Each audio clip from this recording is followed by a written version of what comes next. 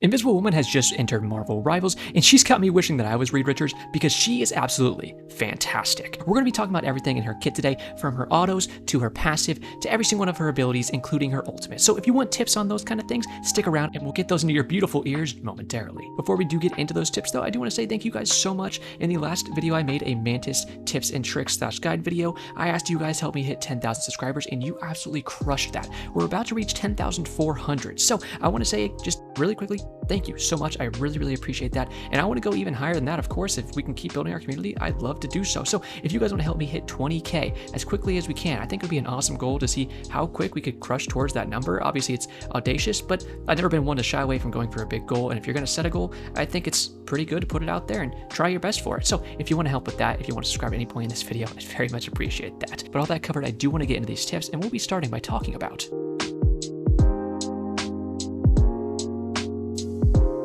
now, when I say autos, I kind of mean basic attacks. They call them normal attacks on the actual website for Marvel Rivals, but I come from some MOBA background, so that's what I call them. And then when I say passives, well, I mean her going invisible, and I also mean her double jump because I do consider that kind of an extra passive. And with that out of the way, then you know what I'm talking about. Let's, well, start talking about them. Now we're first going to start with the actual autos. Let's break down the numbers while we're here. So the autos are going to heal your target for 40 per hit, but you got to remember that they can actually go through targets once and then come back to you. So they can do 80 heals if you can hit that going out and the return damage. So if you're a little boomerang master from Australia, then you're gonna be feeling pretty good about those heals. It's the same thing for damage. It's gonna do 20 damage per hit. So it can go out, do 20 damage, come back to you, do 20 more damage, adding up to 40. Pretty good stuff right there. You do have 10 ammo in total before you have to reload, and you can shoot 2 bullets per second because it's 1 bullet per 0.5 seconds. So in 5 seconds, you can get your entire reserves of ammo out. So you got to be careful knowing that you can actually get those out pretty quickly. And the biggest thing with these autos to actually remember is that, well, they pierce. So I'm going to throw it in game so you can see exactly what I mean by that. Whether it's enemies like you're seeing here, and then we'll show it on the teammates as well, it can just keep piercing. Even if there's enemies and teammates in the way, these shots can pierce. And that's the best part about them. Since they can pierce and they go one way and they return back to you, they have a lot of damage and healing potential. So what you need to be trying to do with these auto attacks is lining your enemies and your teammates up. Make sure you can get as many targets, no matter which team they're on, in front of you at once, so you can just keep throwing those autos, and getting as much efficacy out of them as possible. Beyond just that, you also need to remember that since these things do bounce back to you, they're going to go their full distance and then bounce back. But as I'm going to show you in game right now, you can also bounce them off walls if you want them to return quicker to you.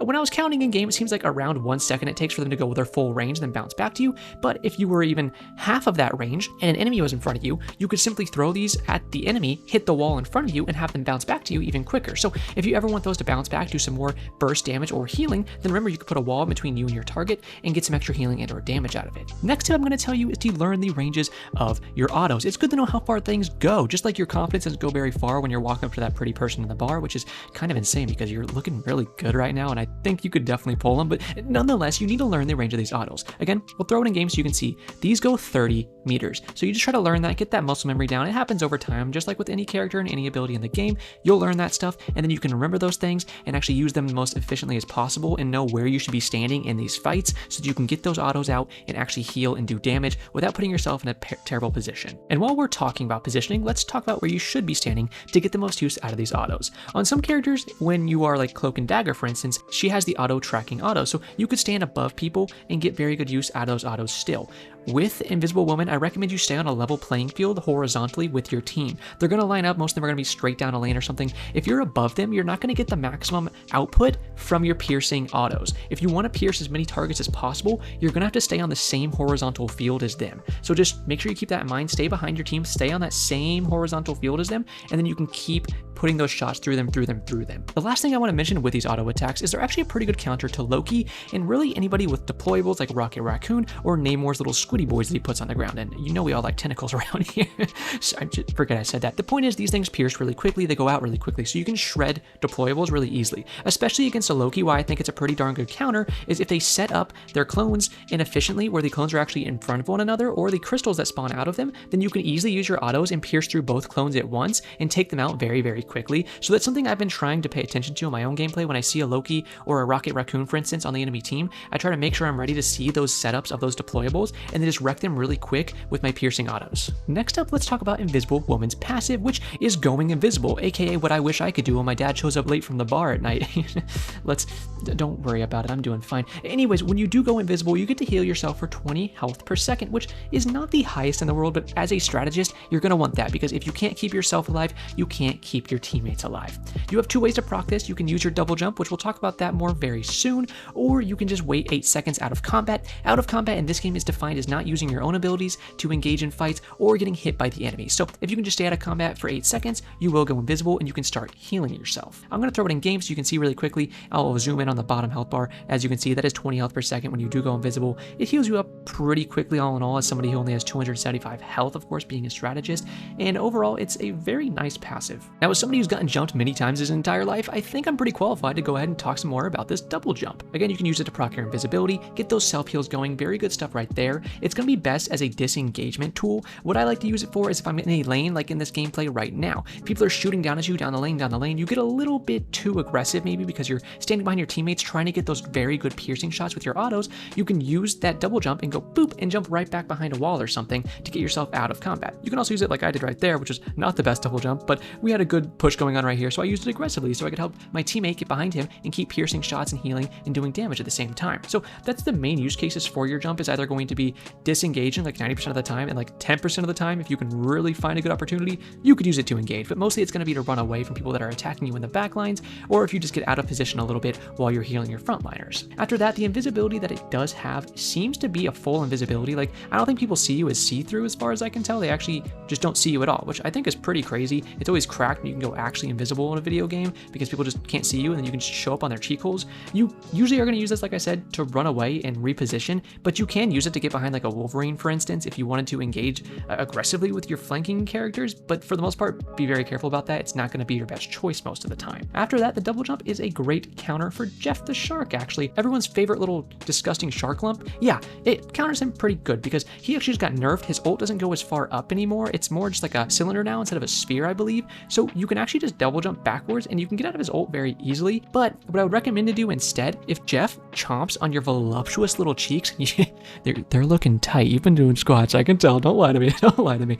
But if he does, wait until he brings you to the edge of the map, and right when he Hawk 2's you off, what you're going to do is just use your double jump right back onto the map, and if you do it right, you can even jump behind him and then use your E, which is your push, to push him off the map. And we'll talk about that when we get more to that segment of the video, but it's a very good counter right there. The last thing I want to say for the double jump is it only has a 6-second cooldown, which is why I kind of see it as another part of her passive, because you basically have it most of the time. It's very good to just use it when you need to. Like, don't be stingy with your jump like you're stingy with your Vortex, for instance, which has a 12-second cooldown.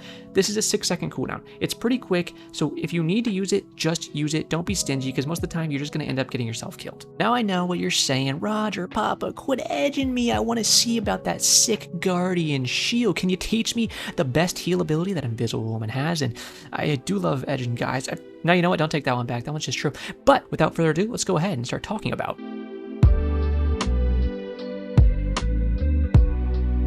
Invisible Woman has a very unique ability here with this Guardian Shield, because not only does it heal, but it does something that only tanks do for the most part, which is actually giving a shield in front of them. So let's talk about that a little bit. First of all, I'm going to throw it in game and you can see this ability as I talk about the numbers a little bit, because I always like to tell you guys the base numbers. So when you put this shield down, it's going to heal for 50 health per second, which is a pretty good burst heal. Now that's going to be only a 3-meter radius around it, so you do need to make sure your team is close to that, but of course with how it spawns, it will spawn right on them, and then it's going to be their job, unless you recast it, to stay near that thing. After that, this does have 250 health on it, and it can block damage, but since it has health on it, that does mean that it can be broken, just like most other shields in the game. Now, it can be healed, and we'll talk about that very soon. But the last part about this that you need to know for base numbers is that enemies that walk through this are slowed by 30% for 3 whole seconds, which is pretty darn good. There is some positioning type things you want to do so you can get that slow more often, and we'll talk about that very soon, but I just wanted to show you guys the in-game numbers now. Like we said earlier, if you're not alive as the strategist, then you can't keep your teammates alive. Of course, you can go invisible, but the other way you can stay alive is by healing off your Guardian Shield. I'm going to throw it in game so you can see, yes, this ability does heal you too. The easiest easiest way you're going to be able to use that to actually heal yourself is either by using the other strategist on your team. If you have a double strategist comp, you can throw that on the other strategist with you in the backlines, and you guys can use that as sort of a mobile healing station for the two of you to keep yourselves alive, and then use your ranged heals, like your auto attacks, to keep your front lines alive. Or you can put it on your front lines and walk up to them, get those heals really quick, and use your double jump to get out of combat. But just keep in mind that shield can heal your beautiful little rump just as much as it can heal your teammates. And we talked about the fact that you can actually heal your shield up, and that's true. If you press F if you're on keyboard and mouse, or if you're one of my controller goblins, which, you know, I love my controller goblins. You guys are doing great. Love getting you guys on my team. I'm like, oh yeah, we're gonna thrash. I don't care what input you're using. I'm still gonna smooch that mouth, baby. It's true, I will. But for right now, we're gonna talk about pulling this shield back. If it gets a little bit too beat up out there, make sure you do pull this thing back. If there's times where you're putting it out there and all your team is just running away from it because you guys have to fall back, it's usually better just to pull it back instead of letting it fully die and go on cooldown, and then it can heal even quicker, and then you can put it back out again. I'm gonna throw it in game so you can also see when you do pull your shield back. Look on the left side of the screen right here. I'm gonna make it bigger for you guys, and you can see that will show you your shield's health when it's not out. Like when you have it sucked inside of you. You know, when you suck something inside of you, yeah, well, it gets a little cooldown bar on the left side, right? Just like in real life. When you like suck down a nice little soda pop or something and you see that cooldown bar, it's the same thing with the shield. So whenever you pull that shield back, look there and you'll know when it has enough health that it can go out again. I want to finish this off just like I want to finish you guys off by talking about how I like to position. And when I'm positioning my shield, it's usually one way mainly, which is right now like with this Doctor Strange. I like looking at my tanks mainly, standing behind them, and just recasting my shield over and over, because that's something you need to keep in mind. When you want to recast this shield, as long as it has health, you can just recast it, recast it, recast it.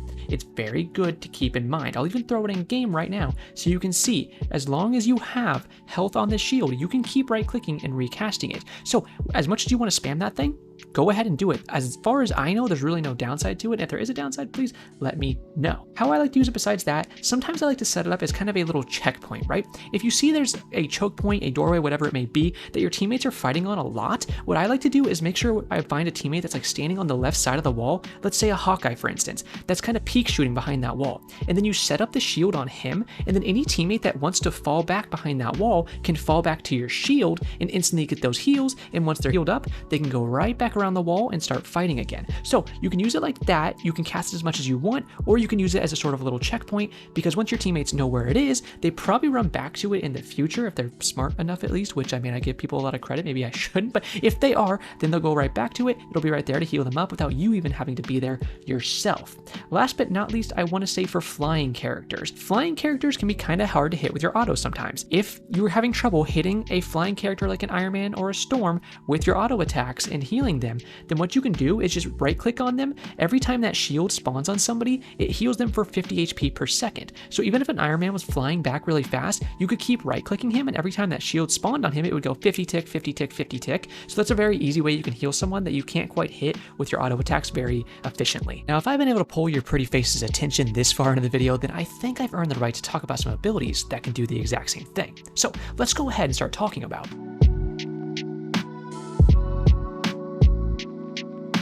Since these abilities go in combination with each other quite often, and they're the best CC you're going to have in this game, I wanted to talk about them in the same section, so that's what we're going to be doing. I want to start with this Vortex, and we're actually going to go straight in game so I can show you this while I talk about its numbers. Now, when you first cast this thing, it's going to do 35 damage per second, and it will the entire duration as well. Pretty good damage right there for a strategist to have. It does slow by 50% in the center of that orb, but then it goes out to a 0% on the edge. I think that kind of ticks down, so the closer you are to the center, the higher your slow percentage is, up to 50%, which is obviously a huge slow, probably one of the biggest slow percentages in the game if I had to guess, and from the numbers that I've checked, I think it is. Besides those things, what it also does is it pulls targets in. It's called a Vortex for a reason. Now, I have a pretty pink Vortex on the back of me, and that'll pull you in as well, but this does the same exact thing. Any enemies around it, it'll slowly suck them in, and with the slow on top of that, that's going to ensure that they actually do get pulled in towards that center. This does have a 12-second cooldown though, so make sure you're being careful when you use this and that you use it at the correct positioning, which we're going to talk about very soon. Since the push and pull abilities go hand in hand with each other, I want to talk about the push and pull's actual numbers before we talk about the combination you do with them most often. So as for this push and pull, it goes 30 meters long. And I wanted to tell you guys that no matter what, if you're pushing someone or pulling someone, this will travel 30 meters. Very good right there. However, there is a difference, and I'm going to show you this in game. When you push a target, you push them 12 meters away. But when you pull a target, you only pull them 7 meters. So always keep that in mind. You can push a target farther away than you can pull them. So best case scenario, you're going to be able to push targets most of the time, because if you have to pull them, it's not going to be as effective as the push will be. Last thing I want to say for these stats on this ability is it does do 55 damage, which is honestly some of the biggest burst you're going to get from Invisible Woman. Now the question becomes, where should I be using these abilities? Let's start with the Vortex. It's a big circle, so you're going to want to use this on things like capture points or the payloads that you're moving on these maps, right? You use those when the enemies are pushing them or trying to stop you from pushing them, and that can very easily cut off a lot of space. Other than that, you're going to want to use them on choke points, such as big doorways and whatnot that you're getting a lot of fighting in. If people want to move through those, then they're going to have to move through your entire sucking vortex. And as a guy who knows how to suck, I can guarantee you that's really good. So those are the places you're looking to put those. Now, after that, we run into the combo, and I'm not talking about those beautiful little pretzel piece snacks. You know what I'm talking about. We all like combos, especially the pizza ones, but that's not the point right now. The point is the combo you're using. I'll even throw it in game so you can see. What you're usually going to be looking to do is throwing your vortex down and then pulling an enemy into it. So you can throw it down right on top of an enemy, right? Once it's on them, it'll start slowing them and ticking them. And then you use your E and you pull them right back. So as soon as they start running out of that vortex, which is already pulling them in, you pull them in again with your force physics. And that's the main combo you're going to be looking for. Now, Invisible Woman can survive better than a cockroach in the apocalypse inside of a Twinkie factory because she has so much self-peel, and with her invisibility, easy ways to get away from people that are actually diving her. Let's put this situation out there. Let's say there's a Wolverine or an Iron Fist straight up your beautiful little coochie, and you need to get away from them, or maybe even have the chance to turn the fight on them. What you're going to do is pop your vortex right at your feet. That's going to start slowing them and doing damage to them and pulling them away from you. After that, you're going to see their next choice, because they're going to do one of two things. They're going to say, okay, screw this is a little too risky of a dive, and they're going to run away. If they do, and you still have enough health, you can pull them back with your E, your force physics, and keep them inside of that vortex and stick them with autos and take them out. If they want to keep fighting you because they know they're probably going to win the fight, you can push them away, and that will push them probably out of your vortex, but if they run back, they're still going back into that vortex. But at that time, you've already done enough damage to them, and what you're going to do is double jump to make yourself invisible and then just get away from them, because they're not going to be able to find you at that point, and you can easily just flee, reposition, and get back to your teammates for some safety. That's what you're looking for in terms of your actual self-peel most of the time. You have some pretty good burst when you can actually set up that push of 55 damage straight into a 35 damage per second on your vortex, and then all your basic attacks hitting for about 40, I think we said, for each tick through if they go back and forth, right? Just like on this Hulk right here, you see he's getting his butt cheek smacked. That's what this kind of stuff you're looking for when there's somebody on top of you, is that combo right there. Next up, let's keep talking about that push, because if you're a Jeff the Land Shark, you're pretty familiar with Hawk 2ing people off the map. Well, you can't really Hawk do it like that with Invisible Woman, but you can go, ugh, and push them off just like that. Let's pretend I didn't know like that. You didn't hear that. Get that out of your mind. But look for people that are on the edges of the map. That's something I'm trying to improve on right now, especially as I'm learning all the other maps and the new maps. If you see an enemy near the edges, use that push. Like we said, it pushes them about 12 meters, so it goes pretty far. So if you get those opportunities, you can knock someone off the map and get a very easy pick. One big thing that I want to talk about, and one of my favorite strategies that I've been employing with this ability, is pulling back tanks that are running away. Something you're going to see a lot, let's say like a Penny Parker or a Hulk. They're going to get low health, and if you've already taken out their backlanders, especially that are not being able to heal them anymore, what you can do is use your force physics and use the pull effect. And right when they think they're getting away, nope, yoink, you pull them back in, which is usually going to give your teammates just enough extra time to actually take them out. So keep that in mind. That's a big strategy you got to be employing with this push-pull. You want to use it to the best of its ability. Let's finish off this section with a couple more things about the vortex. Number one, I'm going to throw it in game so you can see this. If you throw your vortex at a wall or the floor, that's fine, but it's going to get some of its actual area cut off. You got to remember, you can refire this ability, and then you can get the entire radius of it out in the open. So that's what you want to be aiming to do. Make sure most of the time you're popping this ability yourself, and then you can pop it completely in the open and get full use of its entire radius. And the very last thing I'm going to say with this vortex, I'm going to throw it in game so you can see this one too. If you throw it at a flying enemy, reignite it in midair, it actually kind of sucks them around a little bit, which is pretty good, ruins their flight pattern. And I haven't got to try this too much in game because I've kind of found that out when I was testing in the practice range, but it's something I'm going to be looking to do in the future because it seems pretty darn strong. Well, if you made it this far in the video, you obviously deserve a reward, so just leave your window open, just a little crack. I know it's cold outside, just a little crack tonight, and I will sneak on in and I will give you some beautiful smooches on the forehead, okay? And if you don't want that, you can also redeem it for a $5 Amazon gift card. So it's up to you, but I would take the smooch personally. But with all that out of the way, we are ready to talk about the last part of this kit, which is going to be